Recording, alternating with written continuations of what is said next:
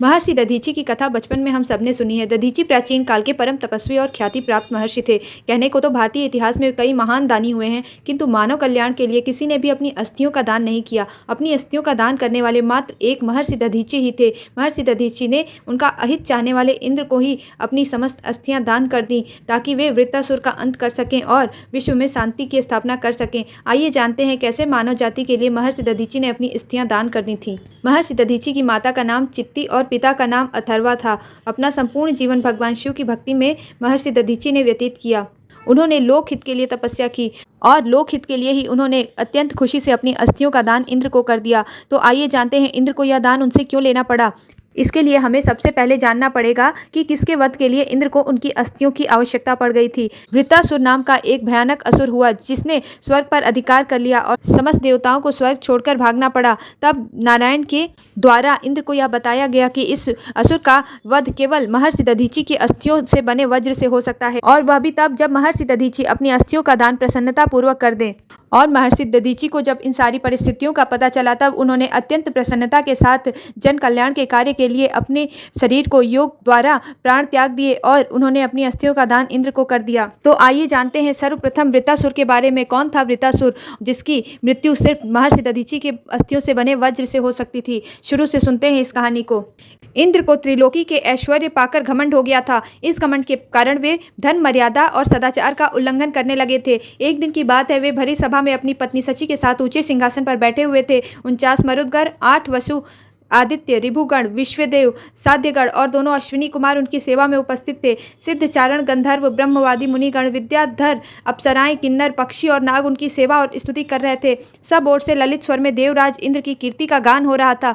ऊपर से चंद्रमंडल के समान सुंदर श्वेत छत्र शोभायमान था। इसी समय देवराज इंद्र और समस्त देवताओं के परम आचार्य बृहस्पति जी वहां आए। उन्हें सुर असुर सभी नमस्कार करते थे। इंद्र ने उन्हें देख लिया कि वे सभा में आए हैं, परंतु ना तो वे खड़े हुए, ना ही आसन आदि देकर गुरु का सत्कार किया। यहाँ तक कि वे अपने आसन से हिले डुले तक नहीं। त्रिकालदर्शी बृहस्पति जी ने यह देख लिया कि यह ऐश्वर्य मद का दोष आ गया है। बस वे झटपट वहां से निकलकर चुपचाप अपने घर चले आए। उस समय देवराज इंद्र को यह एहसास हुआ। वे समझ गए कि मैंने अपने गुरुदेव की अवहेलना की है। वे भरी सभा में स्वयं ही अपनी निंदा करने लगे।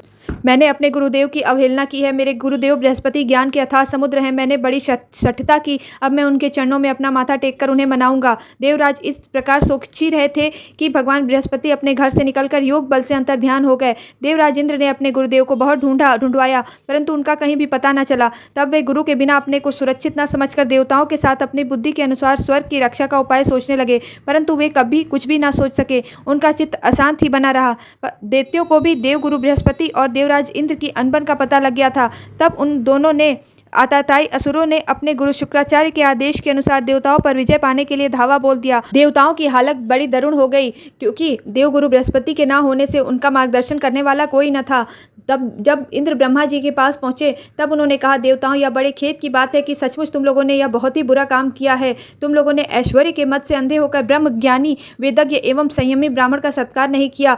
तुम्हारी ऐसी अनीति का यह फल है कि आज समृद्धशाली होने पर भी तुम्हें अपने निर्बल शत्रुओं के सामने नीचा देखना पड़ा। देवराज, देखो, तुम्हारे शत्रु भी पहले अपने गुरुदेव शुक्राचार्य का तिरस्कार करने के कारण अत्यंत निर्बल हो गए थे, परंतु अब भक्ति भाव से उनकी आराधना करके वे फिर से धन जन से संपन्न हो गए हैं। देवताओं, मुझे तो ऐसा मालूम पड़ रहा है कि शुक्राचार्य को अपना आराध्य देव मानने वाले ये दैत्य लोग कुछ ही दिनों में मेरा ब्रह्मलोक भी छीन लेंगे।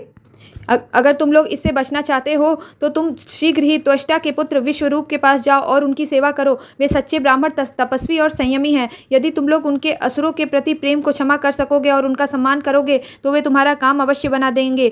तब देवताओं ने विश्वरूप के पास जाकर उनसे विनय की और उन्हें अपना गुरु बना लिया। विश्वरूप ने इंद्र से नारायण कवच का अनुष्ठान कराया। अब देव असुर संग्राम हुआ। नारायण कवच के कारण देवता विजयी हुए। स्वर्ग का राज फिर से इंद्र को मिल गया। अब इंद्र राज्य की सुरक्षा के लिए यज्ञ करने लगा। यज्ञ के समय इंद्र ने देखा, गुरु विश्वरूप प्रकट रूप में तो देवताओं के पक्ष में आहुति दे रहे हैं, पर अप्रकट रूप में असुरों के पक्ष में भी दे रहे हैं।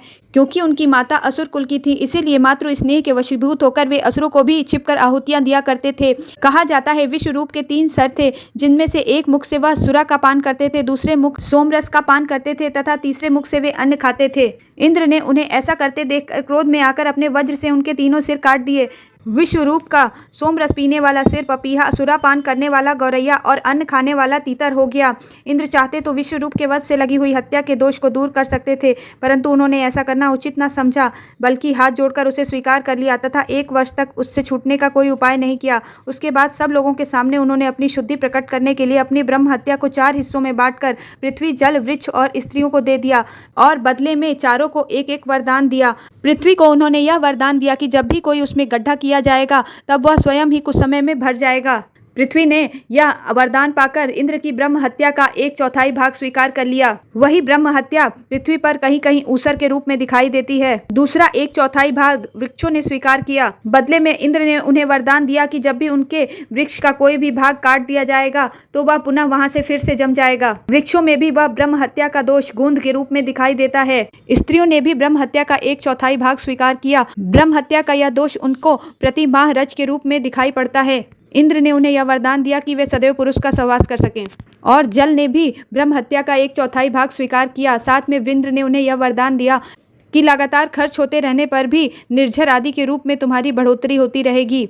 जल में यह फेन आदि के रूप में जो दिखाई देता है यह उसी ब्रह्म हत्या का दोष ही है, इसीलिए वह फेन आदि हटाकर ही जल को ग्रहण किया जाता है। विश्वरूप की मृत्यु से उनके पिता त्वष्टा अत्यंत नाराज हो गए और उन्होंने इंद्र की मृत्यु के लिए अनुष्ठान करना आरंभ कर दिया और इंद्र का शत्रु उत्पन्न करने के लिए हवन करने लगे। यज्ञ समाप्त होने पर दक्षिणाग्नि से एक बड़ा भयानक दैत्य प्रकट हुआ। ऐसा जानना पड़ता था मानो लोगों का नाश करने के लिए वह प्रलयकालीन विकराल काल ही प्रकट हुआ हो। वह प्रतिदिन अपने शरीर के सब ओर से के बराबर बढ़ जाया करता था। वह जले हुए पहाड़ के समान काला और बड़े डील डॉल का था। उसके शरीर में संध्याकालीन बादलों के समान दीप्ति निकलती थी। उसके सिर के बाल और दाढ़ी मूछ तपे हुए तांबे के समान लाल रंग के तथा नेत्र दोपहर के सूर्य के समान प्रचंड थे। चमकते हुए 3 नोकों वाले त्रिशूल को लेकर जब वह नाचने, चिल्लाने और कूदने लगता था उस समय पृथ्वी कांप उठती थी और ऐसा जान पड़ता था कि उस त्रिशूल पर उसने अंतरिक्ष को उठा रखा है। वह बार बार जम्भाई लेता था। इससे जब उसका कंदरा के समान गंभीर मुख खुल जाता तब जान पड़ता कि वह सारे आकाश को पी जाएगा। इसी दैत्य का नाम वृत्तासुर पड़ा क्योंकि उसने अपने शरीर से 3 लोकों को घेर लिया था। बड़े बड़े देवता उसके ऊपर अपने अनुयायियों के साथ टूट पड़े तथा अपने दिव्य अस्त्र शस्त्रों से प्रहार करने लगे, परंतु वृत्तासुर उनके सारे अस्त्र शस्त्रों को निगल गया। अब तो देवताओं के आश्चर्य की सीमा न रही। उनका प्रभाव जाता रहा। वे सब दीनहीन और उदास हो गए तथा एकाग्र चित्त से अपने हृदय में विराजमान आदि पुरुष श्री नारायण की शरण में चले गए। जब देवताओं ने नारायण की स्तुति की तब स्वयं शंख चक्र गदा पद्मधारी भगवान उनके सामने प्रकट हुए। तब देवों ने अपनी समस्त समस्या भगवान के सामने रखी और वृत्तासुर के अंत का उपाय पूछा। इंद्र बोले, अब आप सिर्फ उपाय बताइए, उसको करना मेरा काम है। भगवान बोले, अत्यंत कठोर तप करने की वजह से महर्षि दधीचि की हस्तियां वज्र के समान हो गई हैं। अगर उससे अस्त्र बने तो वृत्तासुर का अंत किया जा सकता है। इंद्र ने कहा, भगवान आपने मार्ग सुझा दिया, अब इस पर अमल करना मेरा कार्य है।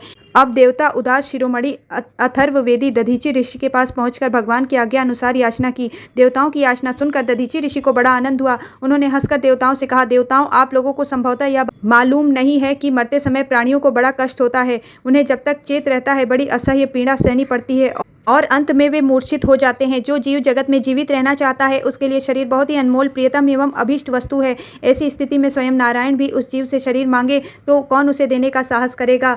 तब देवताओं ने कहा, ब्राह्मण, आप जैसे उदार और प्राणियों पर दया करने वाले महापुरुष, जिनके कर्मों की बड़े बड़े यशस्वी महानुभाव भी प्रशंसा करते हैं, प्राणियों की भलाई के लिए कौन सी वस्तु निछावर नहीं कर सकते। महर्षि दधीचि ने कहा, आप लोगों के मुँह से धर्म की बात सुनने के लिए ही मैंने आपके मांग के प्रति उपेक्षा दिखाई थी। यह लीजिए, अभी मैं अपने प्यारे शरीर को आप लोगों के लिए छोड़ देता हूँ, क्योंकि एक दिन यह स्वयं ही मुझे छोड़ने वाला है। देव शिरोमणियों, जो मनुष्य इस विनाशी शरीर से दुखी प्राणियों पर दया करके मुख्यतः धर्म और गौरतः यश का संपादन नहीं करता, वह जड़ पेड़ पौधों से भी गया बीता है। महर्षि दधीचि ने ऐसा निश्चय करके अपने को पर ब्रह्म परमात्मा श्री भगवान में लीन करके अपना स्थूल शरीर त्याग दिया। अस्थियों से बना हुआ अस्त्र और भगवान की शक्ति पाकर इंद्र का बल पौरुष उन्नति की सीमा पर पहुंच गया। अब विश्वकर्मा जी ने दधीचि की अस्थियों से वज्र बनाकर उन्हें दिया और उसे हाथ में लेकर वे ऐरावत पर सवार होकर चले। उनके साथ सभी देवता तैयार हो गए। बड़े बड़े ऋषि मुनि देवराज इंद्र की स्तुति करने लगे। घोर संग्राम हुआ। भगवद विमुख असुर अपना प्रयत्न व्यर्थ देखकर उत्साह रहित हो गए। उनका वीरता का घमंड जाता रहा। वे अपने सरदार वृत्तासुर को युद्ध भूमि में ही छोड़कर भाग खड़े हुए, क्योंकि देवताओं ने उनका सारा बल पौरुष छीन लिया। जब धीर वीर वृत्तासुर ने देखा कि मेरे अनुयायी असुर भाग रहे हैं और अत्यंत भयभीत होकर मेरी सेना भी तहस नहस और तितर बितर हो रही है, तब वह भी हंसकर कहने लगा, वीर शिरोमणि वृत्तासुर ने समयानुसार वीरोचित वाणी से विपचिति नमुची पुलोमा हनुमा, मैं, अनर्वा, शंबर आदि दैत्यों को संबोधित करके कहा, असुरों भागो मत, मेरी एक बात सुन लो। इसमें संदेह नहीं है कि जो पैदा हुआ है उसे एक ना एक दिन अवश्य मरना पड़ेगा। इस जगत में विधाता ने मृत्यु से बचने का कोई उपाय नहीं बताया है। ऐसी स्थिति में यदि मृत्यु के द्वारा स्वर्ग आदि लोक और सुयश भी मिल रहा है तो ऐसा कौन बुद्धिमान है जो उस उत्तम मृत्यु को नहीं अपनाएगा। संसार में दो प्रकार की मृत्यु परम दुर्लभ है और श्रेष्ठ मानी गई है। एक तो योगी पुरुष का अपने प्राणों को वश में करके ब्रह्म चिंतन के द्वारा शरीर का परित्याग, दूसरा युद्ध भूमि में सेना के आगे रहकर बिना पीठ दिखाए जूझ कर मरना। तुम लोग भला ऐसा शुभ अवसर क्यों खो रहे हो। फिर उसने क्रोध में भरकर सिंहनाद किया जिससे अनेक देवता मूर्छित हो गए। तब इंद्र ने अपनी विशाल गदा उसकी तरफ चलाई। तब उसने खेल खेल में ही गदा को अपने हाथ से पकड़ के उस गदा को ऐरावत के सर पर दे मारा, जिससे ऐरावत का सर फट गया और वह 28 कदम पीछे हट गया और मूर्छित हो गया। ऐरावत को मूर्छित देखकर इंद्र स्वयं भी अवसादग्रस्त हो गए। तब वृत्तासुर ने उनको देखकर अगली बार गदा नहीं चलाई। इंद्र ने अपने अमृत से ऐरावत का स्पर्श किया तो उसकी चेतना पुनः वापस आ गई। वृत्तासुर ने देखा कि इंद्र वज्र हाथ में लेकर वापस आ गया है। तब उसे उसके द्वारा किए गए पाप कर्म का स्मरण हो आया कि कैसे उसने उसके भाई की हत्या कर डाली थी, और वह शोक और मुंह में हंसता हुआ कहने लगा, आज मेरे लिए बड़े सौभाग्य का दिन है कि तुम्हारे जैसा शत्रु जिसने विश्व रूप के रूप में ब्राह्मण अपने गुरु एवं मेरे भाई की हत्या की, वह मेरे सामने खड़ा है। अरे दुष्ट, अब शीघ्र से शीघ्र मैं तेरे पत्थर के समान कठोर हृदय को अपने शूल से विदीर्ण करके अपने भाई के ऋण से उऋण हो जाऊंगा। इंद्र, तूने मेरे आत्मवेत्ता और निष्पाप बड़े भाई के, जो ब्राह्मण होने के साथ ही यज्ञ में दीक्षित और तुम्हारा गुरु था, विश्वास दिलाकर तलवार से तीनों सिर उतार लिए। ठीक वैसे ही स्वर्गकामी निर्दय मनुष्य यज्ञ में पशु का सिर काट डालता है। तूने ऐसे ऐसे नीच कर्म किए हैं जिसकी निंदा राक्षस तो क्या मनुष्य भी करते हैं। यह भी संभव है कि इस युद्ध में तू मेरी गर्दन काट डाले तो भी मैं कर्म बंधन से मुक्त होकर महापुरुषों की चरण रज का आश्रय ग्रहण करूंगा। जिस लोक में महापुरुष जाते हैं वहां जाऊंगा। देवराज, मैं तेरे सामने खड़ा हूं, तेरा शत्रु हूं। अब तू मुझ पर अपना अमोघ वज्र क्यों नहीं छोड़ता। तेरा यह वज्र श्री हरि और दधीची के तेज से तेजोमान हो रहा है। विष्णु भगवान ने मुझे मारने के लिए तुझे आज्ञा भी दी है, इसलिए तू अब उसी वज्र से मुझे मार डाल, क्योंकि जिस पक्ष में भगवान श्री हरि हैं उधर ही विजय और लक्ष्मी और सारे गुण भी निवास करते हैं। देवराज, भगवान संकर्षण के आज्ञा अनुसार मैं अपने मन को उनके चरण कमलों में लीन कर दूंगा। तेरे वज्र का वेग मुझे नहीं, मेरे विषय भोग रूप फंदे को काट डालेगा और मैं शरीर त्याग कर मुनि योजित गति प्राप्त करूंगा। और अपने मन से भगवान को प्रत्यक्ष अनुभव करते हुए वृत्तासुर ने प्रार्थना की, प्रभु आप मुझ पर ऐसी कृपा कीजिए कि अनन्य भाव से आपके चरण कमलों में आश्रित सेवकों की सेवा करने का अवसर मुझे अगले जन्म में भी प्राप्त हो। प्राण वल्लभ, मेरा मन आपके मंगलमय गुणों का स्मरण करता रहे, मेरी वाणी उन्हीं का गान करे और मेरा शरीर आपकी सेवा में ही संलग्न रहे। और इंद्र से कहा, इंद्र तू वज्र का प्रयोग क्यों नहीं कर रहा है। तो ये मत सोच कि गदा के जैसे वज्र भी व्यर्थ हो जाएगा। वज्र में तीन तीन शक्तियां हैं, भगवान नारायण, दधीची की तपस्या और इंद्र का प्रारब्ध। तू प्रहार कर, तेरे को सफलता अवश्य मिलेगी। इंद्र, मैं तो दोनों स्थितियों में प्रसन्न हूँ। अगर विजयी हुआ तो भी खुश, मैं अपने भाई का बदला ले लूंगा। अगर पराजित हुआ तो भी खुश, क्योंकि मरने के बाद इस पंच भौतिक शरीर से पशु पक्षियों का भंडारा हो जाएगा और मैं इस शरीर को छोड़कर ठाकुर जी के धाम चला जाऊंगा। इंद्र यह सुनकर घबरा गया, वज्र का प्रहार नहीं कर पाया। वृत्तासुर कहता है, जब तक तू वज्र का प्रहार नहीं कर रहा है तब तक मैं अपने ठाकुर का ध्यान कर लेता हूँ। वृत्तासुर आंख बंद करके भाव समाधि में पहुंच जाता है, भगवान से वार्तालाप करता है, प्रभु कुछ ही समय बाद इस शरीर को छोड़कर मैं आपके चरणों में आने वाला हूँ, आपके धाम में आने वाला हूँ। इस युद्ध का परिणाम क्या होगा मैं जानता हूँ। इस युद्ध में इंद्र की विजय होगी और मेरी पराजय होगी। भगवान ने कहा, पर मैं तो अपने भक्त को कभी पराजित नहीं होने देता। तूने ये कैसे सोच लिया कि तू पराजित होगा। वृत्तासुर मुस्कुराता है, प्रभु मैं जानता हूँ जिसकी विजय होगी उसको स्वर्ग मिलेगा और जिसकी पराजय होगी उसको वैकुंठ मिलेगा। आप अपने भक्त को छोटी वस्तु नहीं देंगे, इसलिए मुझे मालूम है कि इस युद्ध में मेरी पराजय होगी। वृत्तासुर भाव समाधि से बाहर आया तो देखता है इंद्र वज्र हाथ में लिए खड़ा है। वृत्तासुर ने कहा, इंद्र तू युद्ध करने आया है या मेरा दर्शन करने, वज्र का प्रहार कर। इंद्र कहता है, दानव राज वृत्तासुर, हम तुम्हें असुर कहते हैं पर तुम कोई सिद्ध महात्मा लगते हो। इस विपरीत परिस्थिति में इतनी निष्ठा, इतना प्रेम भगवान के लिए, इतना प्रेम तो बड़े बड़े सिद्ध महात्माओं में देखने को नहीं मिलता। तू तो कोई सिद्ध महापुरुष है। इसके बाद इंद्र ने वृत्तासुर पर वज्र का प्रहार किया। वृत्तासुर का सर धड़ से अलग हो गया, एक दिव्य ज्योति निकली और भगवान के धाम को चली गई। इस प्रकार देखा जाए तो वृत्तासुर इंद्र के हाथों नहीं मारा गया था, अपनी मूल चेतना में ही भगवान शंकरषण के परम धाम चला गया था। वृत्तासुर में ऐसा ज्ञान कहाँ से आया, यह अनेक जन की साधना और विशेषकर नारद जी से प्राप्त हुआ था। आइए इसकी कथा सुनते हैं। चित्रकेतु नाम का एक चक्रवर्ती सम्राट सूरसेन प्रदेश में राज्य करता था। उसके राज्य में पृथ्वी में सारी आवश्यक वस्तुएं उत्पन्न होती थीं। ऐसा राज्य युधिष्ठिर के राज्य में भी था। ऐसा देखने में आता है कि जब राजा धर्म के अनुसार शासन करता है तब पृथ्वी सारी आवश्यक वस्तुएं उत्पन्न करती है। जहाँ राजा सदाचारी होता है तो वर्षा भी उचित मात्रा में उचित समय में होती है और धरती से अन्न फल आदि भी वांछित मात्रा में पैदा होते हैं। प्रजा पृथ्वी बादल आदि एक संतुलन में होता है। यह संतुलन आवश्यक भी है सृष्टि के चक्र के लिए, जैसा कि भगवान श्री कृष्ण ने भी कहा है।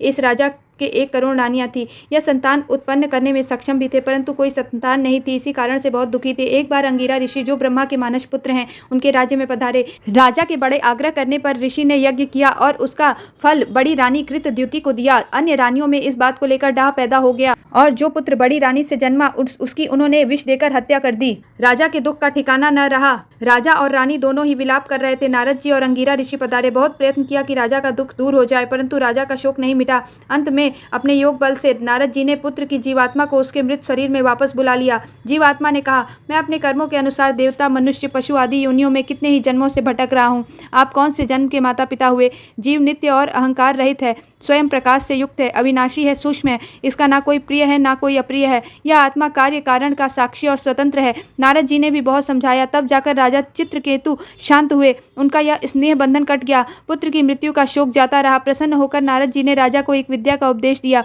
राजा ने 7 दिन तक केवल जल पर ही रहकर एकाग्रता के साथ अनुष्ठान किया, जिससे राजा विद्याधरों का अधिपति बन गया और भगवान शेष जी के चरणों में शरण ली। एक बार विद्याधर चित्रकेतु भगवान के दिए हुए विमान पर सवार होकर कहीं जा रहा था। उससे शिव जी और पार्वती जी का अपमान हो गया। यह कहना चाहिए कि उसने शंकर जी का जानबूझकर अपमान किया। ऐसे तो वह बहुत ज्ञानी था, परंतु प्रारब्ध ने उससे ऐसा करवा दिया। भगवान शिव सभा में बैठे हुए थे और गोद में पार्वती माता विराजमान थी और हाथ से आलिंगन भी कर रखा था। सभा में से कोई कुछ बोल नहीं रहा था शंकर जी के विरुद्ध। सब जानते थे कि शंकर जी माया से अतीत हैं और उन्होंने कामवश पार्वती को गोद में नहीं बिठा के रखा है, ना ही उनके आलिंगन में काम वासना है। भरी सभा में चित्रकेतु ने भगवान शंकर को निर्लज्ज कहा।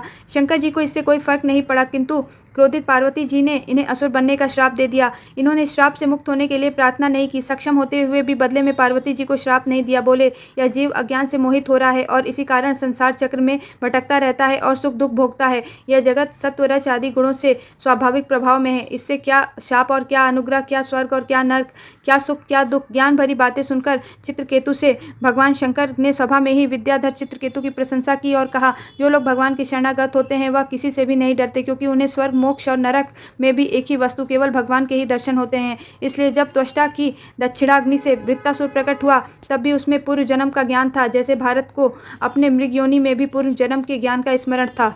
वह परम ज्ञानी चित्रकेतु विद्याधर ही त्वष्टा के द्वारा यज्ञ करने पर हवन की अग्नि से उत्पन्न हुआ था और उसका नाम ही वृत्तासुर पड़ा। उसे अपने पूर्व जन्म की सभी बातें स्मरण में थीं और माता पार्वती की श्राप की वजह से ही उन्हें असुर योनि में जन्म लेना पड़ा था। यही ये वृत्तासुर थे जिनके लिए महर्षि दधीचि को अपनी अस्थियों का दान करना पड़ा था। अब आइए सुनते हैं महर्षि दधीचि की कथा को।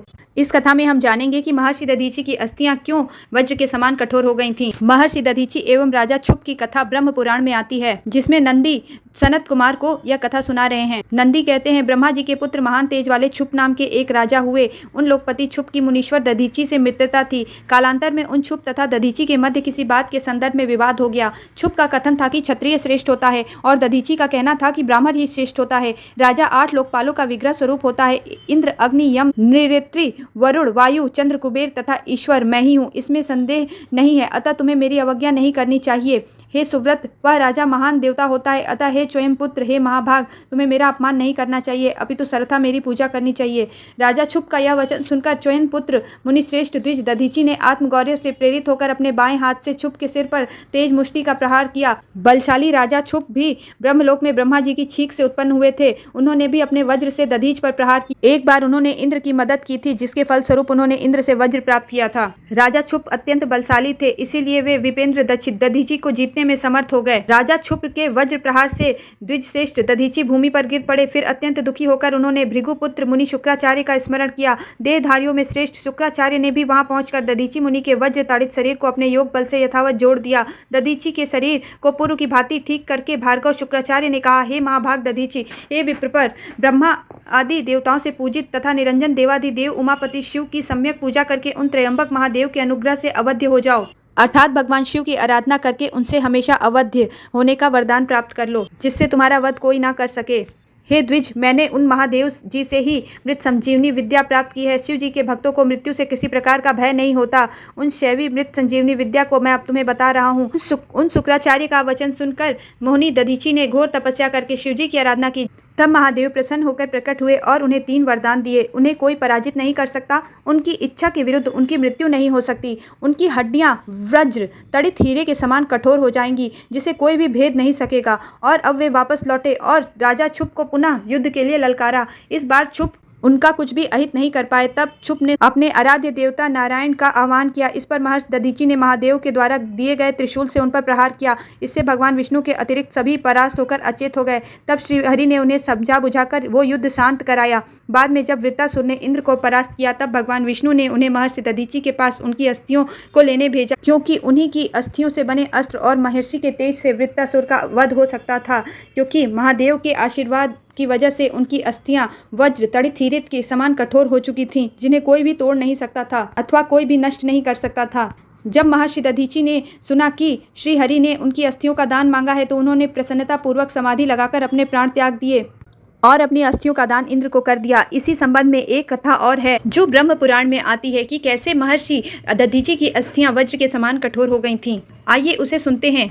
चक्र तीर्थ की महिमा महर्षि दधीचि तथा उनकी पत्नी गभस्तिनी तथा उनके पुत्र पिप्पलाद के त्याग की अद्भुत कथा को स्वयं ब्रह्मा जी सुनाते हुए कहते हैं। चक्र तीर्थ ब्रह्म हत्या आदि पापों को नाश करने वाला है। वहाँ भगवान शंकर चक्रेश्वर के नाम से निवास करते हैं। उन्हीं भगवान से विष्णु जी को चक्र प्राप्त हुआ था। श्री विष्णु ने वहाँ रहकर चक्र के लिए भगवान शंकर की आराधना की थी, इसलिए उसे चक्र तीर्थ कहते हैं। उसके श्रवण मात्र से मनुष्य सभी पापों से मुक्त हो जाता है। चक्र तीर्थ के बाद पिप्पलाद तीर्थ है। उसकी महिमा का वर्णन करने में शेषनाग भी समर्थ नहीं है। नारद चक्रेश्वर ही पिपलेश्वर है। उसके नाम का कारण सुनो। दधीचि नाम से एक विख्यात मुनि थे। वे सभी उत्तम गुणों से सुशोभित थे। उनकी पत्नी अत्यंत पतिव्रता थी। वे लोपामुद्रा की बहन थी। दधीचि की पत्नी सदा भारी तपस्या में लगी रहती थी। दधीचि प्रतिदिन अग्नि की उपासना करते और गृहस्थ धर्म के पालन में तत्पर रहते थे। उनका आश्रम गंगा के तट पर था। वे देवता और अतिथियों की सेवा करते थे। अपनी ही पत्नी में अनुराग रखते और शांत भाव से रहते थे। उनके प्रभाव से उनके देश में शत्रुओं और दैत्य दानवों का आक्रमण नहीं होता था। एक दिन की बात है, दधीचि मुनि के आश्रम पर रुद्र, आदित्य, अश्विनी कुमार, इंद्र, विष्णु, यम और अग्नि पधारे। वे दैत्यों को परास्त करके वहां आए थे और उस विजय के कारण उनके हृदय में हर्ष की हिलोरें उठ रही थी। मुनिवर दधीचि को देखकर सब देवताओं ने प्रणाम किया। दधीचि भी समस्त देवताओं को देखकर बड़े प्रसन्न हुए। उन्होंने सबका पृथक पृथक पूजन किया। फिर पत्नी के साथ देवताओं के लिए गृहस्थोचित स्वागत सत्कार का प्रबंध किया। इसके बाद उन्होंने देवताओं से कुशल पूछी और देवता भी उनसे वार्तालाप करने लगे। देवता बोले, मुनि आप इस पृथ्वी के कल्प वृक्ष हैं। आप जैसा महर्षि हम लोगों पर इतनी कृपा रखता है, तब अब हमारे लिए संसार में कौन सी वस्तु दुर्लभ होगी। हे मुनिश्रेष्ठ, जीवित पुरुषों के जीवन का इतना ही फल है कि वे तीर्थों में स्नान, समस्त प्राणियों पर दया और आप जैसे महात्माओं के दर्शन करें। मुनि, इस समय स्नेहवश हम आपसे जो कुछ कह रहे हैं उसे ध्यान देकर सुने। हम बड़े बड़े राक्षसों और दैत्यों को जीत कर यहाँ आए हैं। इससे हम बहुत सुखी हैं। विशेषतः आपका दर्शन करके हमें बड़ी प्रसन्नता हुई है। अब हमें अस्त्र शस्त्रों को रखने से कोई लाभ नहीं दिखाई देता। हम उन अस्त्रों का बोझ ढो नहीं सकते। हम स्वर्ग में जब इन अस्त्रों को रखते हैं, तब हमारे शत्रु इनका पता लगाकर इन्हें वहाँ से हड़प ले जाते हैं। इसलिए हम आपके पवित्र आश्रम पर इन सब अस्त्रों को रख देते हैं। ब्राह्मण, यहाँ दानवों और राक्षसों का तनिक भी भय नहीं है। आपकी आज्ञा से यह सारा प्रदेश पवित्र और सुरक्षित हो गया है। तपस्या द्वारा आपकी समानता करने वाला दूसरा कोई नहीं है।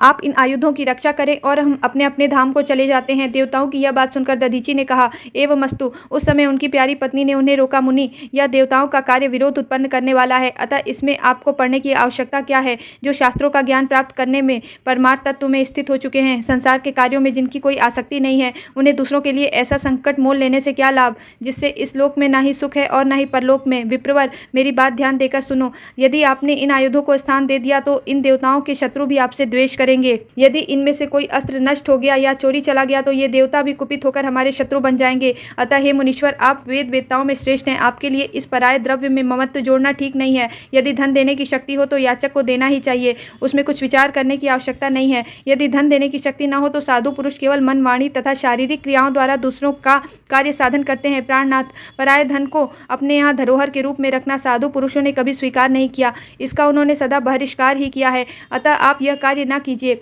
अपनी पत्नी की यह बात सुनकर ब्राह्मण ने कहा, भद्रे, मैं देवताओं की प्रार्थना पर पहले ही हाँ कह चुका हूँ। अब नहीं कर दूं तो मुझे सुख नहीं मिलेगा। पति का यह कथन सुनकर ब्रह्माणी यह सोचकर चुप हो गई कि देव के सिवा किसी और पर किसी का वश नहीं चल सकता। देवता लोग अपने अत्यंत तेजस्वी अस्त्र उस आश्रम में रखकर मुनीश्वर को नमस्कार करके कृतार्थ होकर अपने अपने लोक में चले गए। देवताओं के चले जाने पर मुनि अपनी पत्नी के साथ धर्म में तत्पर होकर प्रसन्नतापूर्वक वहाँ रहने लगे।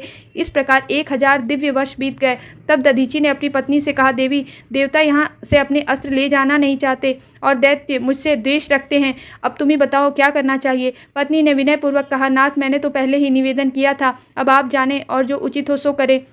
दैत्यों में जो बड़े बड़े वीर तपस्वी और बलवान हैं वे इन अस्त्र शस्त्रों को निश्चय ही हड़प लेंगे। तब दधीची ने उन अस्त्रों की रक्षा के लिए एक काम किया। उन्होंने पवित्र जल से मंत्र पढ़ते हुए अस्त्रों को नहलाया और फिर वह सर्वास्त्र परम पवित्र और तेज युक्त जल स्वयं पी लिया। तेज निकल जाने से वे सभी अस्त्र शस्त्र शक्तिहीन हो गए, अतः क्रमशः समयानुसार नष्ट हो गए। तदंतर देवताओं ने आकर दधीची से कहा, मुनिवर, हमारे ऊपर शत्रुओं का महान भय आ पहुंचा है, अतः हमने जो अस्त्र आपके यहाँ रख दिए थे उन्हें आप इस समय दे दीजिए। दधीची ने कहा, आप लोग बहुत दिनों तक उन्हें लेने नहीं आए, अतः दैत्यों के भय से हमने उन अस्त्रों को पी लिया है। अब वे हमारे शरीर में स्थित हैं, इसलिए जो उचित हो वह कहें। यह सुनकर देवताओं ने विनीत भाव से कहा, मुनीश्वर, इस समय तो हम इतना ही कह सकते हैं कि अस्त्र दे दीजिए। ब्राह्मण ने कहा, सब अस्त्र मेरी हड्डियों में मिल गए हैं, अतः उन हड्डियों को ले जाओ। उस समय विप्रवचन बोलने वाली दधीची की पत्नी प्रतिएथी उनके पास नहीं थी। देवता उनसे बहुत डरते थे। उन्हें ना देखकर दधीची से बोले, विप्रवर, जो कुछ करना है शीघ्र करें। दधीची ने अपने दुस्तज प्राणों का परित्याग करते हुए कहा, देवताओं, तुम सुखपूर्वक मेरा शरीर ले लो,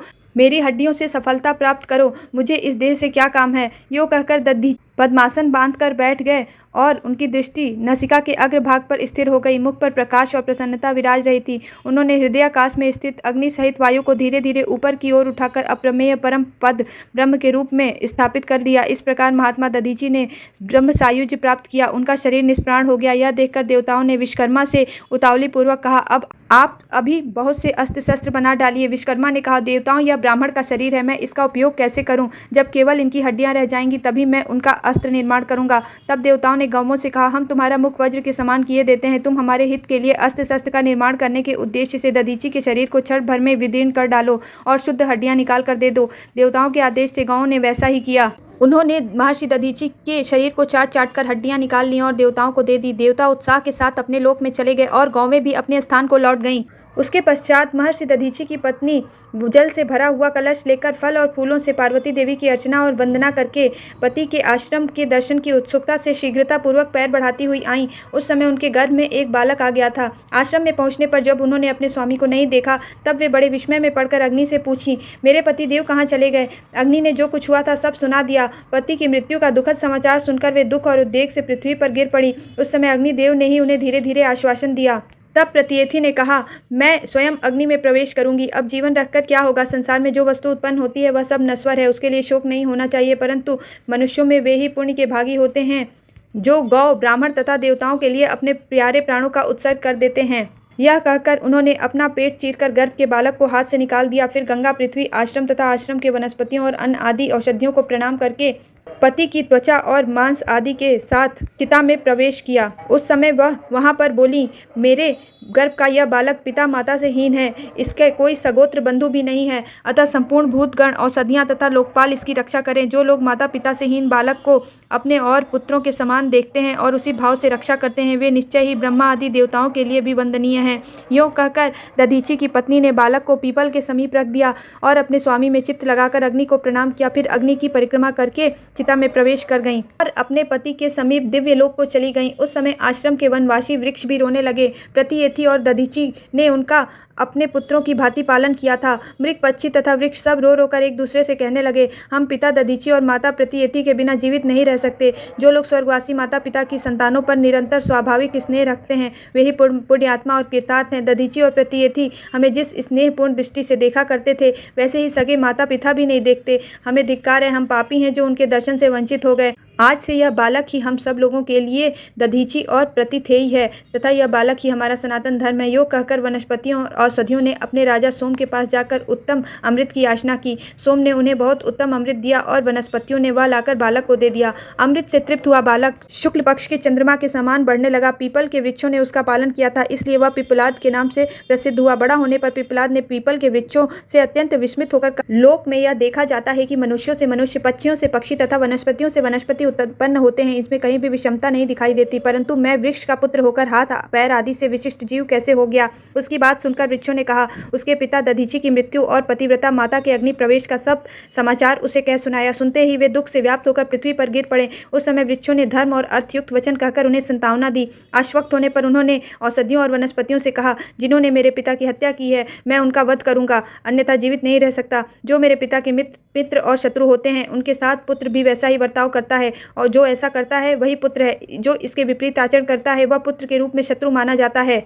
महर्षि दधीचि का यह पुत्र भगवान शिव के आशीर्वाद से ही भगवान शिव का अंश स्वरूप था। तब वृक्षों ने उसे समझाते हुए कहा, तुम्हारी माता ने परलोक जाते समय यह कहा था, जो दूसरों के द्रोह में लगे रहते हैं और अपने कल्याण की बातें भूल जाते हैं, इधर उधर भटकते रहते हैं, वे नरक के गड्ढे में गिरते हैं। तब पिप्पलाद ने कुपित होकर कहा, जिसके अंतकरण में अपमान की आग प्रज्वलित हो रही हो, उसके सामने साधुता की बातें व्यर्थ हैं। फिर उन्होंने भगवान चक्रेश्वर महादेव के स्थान पर जाकर उनसे कहा, मुझे तो शत्रुओं का नाश करने के लिए कोई शक्ति दीजिए। पिप्पलाद के इतना कहते ही भगवान शंकर के नेत्रों से भयंकर कृत्या प्रकट हुई। उसकी आकृति घोड़ी के समान थी। संपूर्ण जीवों का विनाश करने के लिए उसने अपने गर्भ में भयंकर अग्नि छिपा रखी थी। मृत्यु की लपलपाती हुई जीव के समान वह महारौद्रा रूपा भीषण कृत्या पिप्पलाद से बोली, बताओ मुझे क्या करना है। पिप्पलाद ने कहा, देवता मेरे शत्रु हैं, उन्हें खा जा। फिर तो उस बड़वा के गर्भ से महाभयंकर अग्नि प्रकट हुई, जो समस्त लोकों में प्रलय करने में समर्थ थी। देवता उसे देखते ही थर्रा उठे और पिप्पलाद द्वारा आराधना किए गए पिप्पलेश नाम से प्रसिद्ध भगवान शिव की शरण में आए। उन्होंने भयभीत होकर शिव जी की स्तुति करते हुए कहा, शंभो आप हमारी रक्षा करें। कृत्या और उससे प्रकट हुई आग हमें बड़ा कष्ट दे रही है। सर्वेश्वर आप भयभीत मनुष्यों को अभय देने वाले हैं।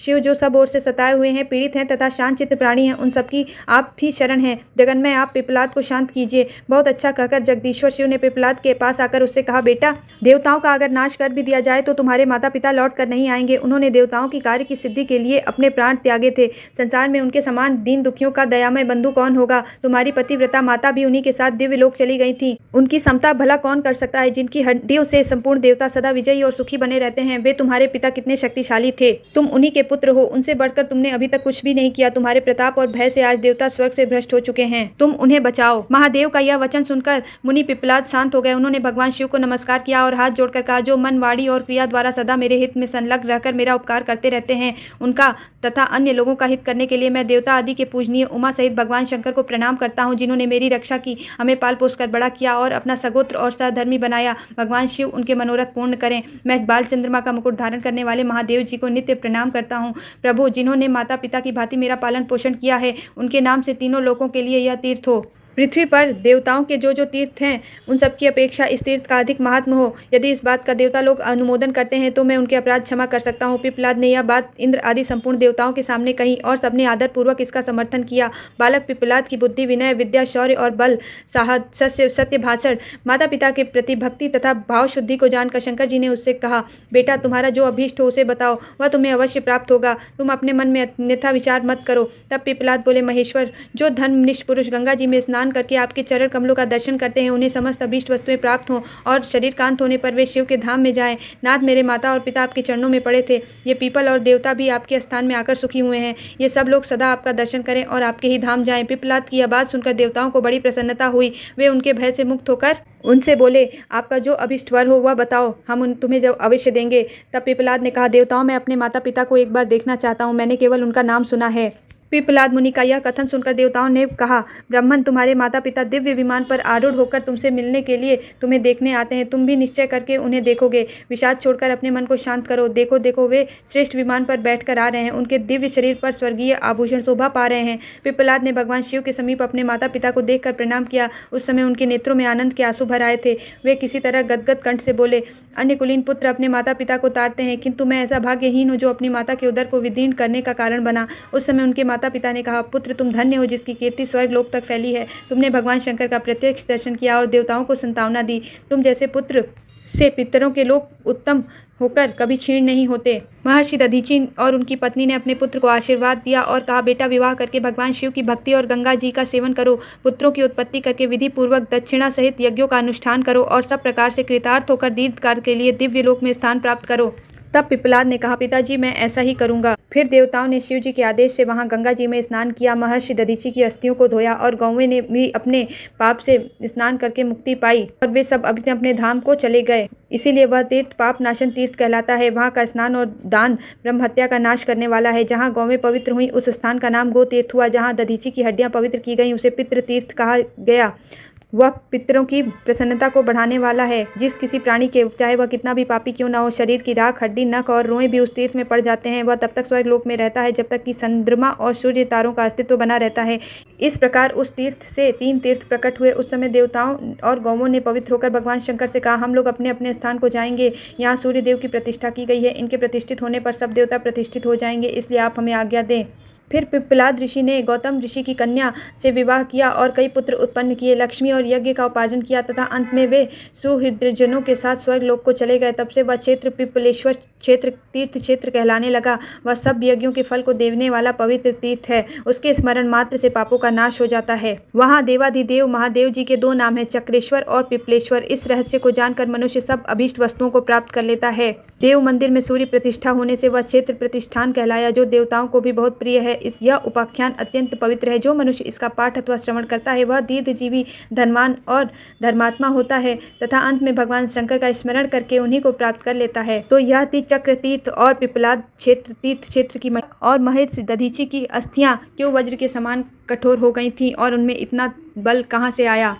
वृत्तासुर कौन था जिसके लिए महर्षि दधीचि को अपनी अस्थियों का दान करना पड़ा। और महर्षि दधीचि की संपूर्ण कथा हमने श्रीमद्भागवत पुराण, लिंग पुराण और ब्रह्म पुराण से एकत्रित की। महर्षि दधीचि के पुत्र पिप्पलाद ने शनिदेव को दंड क्यों दिया, इस बारे में भी एक कथा आती है। महर्षि दधीचि के मांस पिंड का संस्कार हो रहा था। उसी समय उनकी पत्नी वहां आई और उन्हें देखकर उन्होंने अपने गर्भ के बालक को विदीर्ण करके गर्भ से निकाल दिया और उस बालक को पीपल की कोटर में रखकर वे भी अपने पति की चिता के साथ जलकर सती हो गईं। तब वहां के वृक्षों और सभी जानवरों ने मिलकर उसका पालन पोषण किया और पीपल के फलों को खाकर वह बालक धीरे धीरे बड़ा होने लगा। एक बार देवर्षि नारद वहां से गुजरे। नारद ने पीपल के कोटर में बालक को देखकर उसका परिचय पूछा। नारद ने कहा, बालक तुम कौन हो? बालक, यही तो मैं भी जानना चाहता हूँ।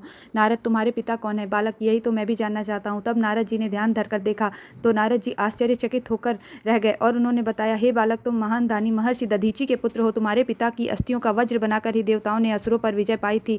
नारद ने बताया, तुम्हारे पिता दधीचि की मृत्यु मात्र 31 वर्ष की आयु में ही हो गई थी। बालक ने कहा, मेरे पिता की अकाल मृत्यु का क्या कारण था और जन्म लेते ही मैं अनाथ क्यों हो गया? मुझे अनाथों का जीवन क्यों व्यतीत करना पड़ा?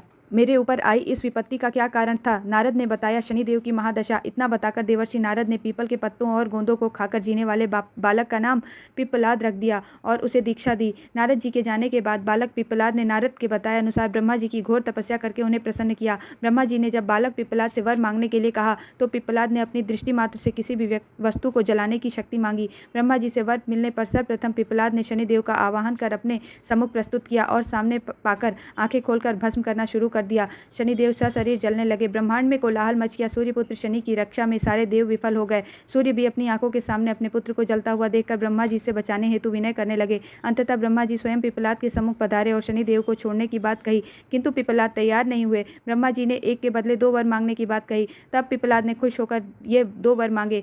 जन्म से 5 वर्ष तक किसी भी बालक की कुंडली में शनि का स्थान नहीं होगा, जिससे कोई और बालक मेरी तरह अनाथ ना हो। मुझ अनाथ को पीपल के पेड़ ने शरण दी है, अतः जो भी व्यक्ति सूर्योदय से पूर्व पीपल पर जल चढ़ाएगा उस पर शनि की महादशा का असर नहीं होगा। ब्रह्मा जी ने तथास्तु कहकर वरदान दिया। तब पिप्पलाद ने जलते हुए शनि को अपने ब्रह्म दंड से उनके पैरों पर आघात करके उन्हें मुक्त कर दिया, जिससे शनिदेव के पैर क्षतिग्रस्त हो गए और वह पहले के जैसे तेजी से नहीं चल सके। तभी से शनि शनै चरति, यह शनैश्चर अर्थात जो सीधे धीरे चलता है वही शनैश्चर है कहलाए और शनि आग में जलने के कारण काली छाया वाले अंग भंग के रूप में हो गए। शनिवार को पीपल की पूजा का यही कारण है। जो भी शनिवार के दिन सुबह पीपल में जल डालता है और शाम को दीपक जलाकर पिप्पलाद ऋषि को ध्यान करता है, उस पर शनि की महादशा का जरा भी असर नहीं होता। यही है शनिवार को पीपल की पूजा करने का धार्मिक रहस्य। और आगे चलकर पिप्पलाद ने प्रश्न उपनिषद की रचना की, जो आज भी ज्ञान का वृहद भंडार है। अगर आपको हमारे वीडियोस पसंद आ रहे हैं तो हमारे चैनल को लाइक और सब्सक्राइब जरूर करें। हरे कृष्णा, श्री राधे।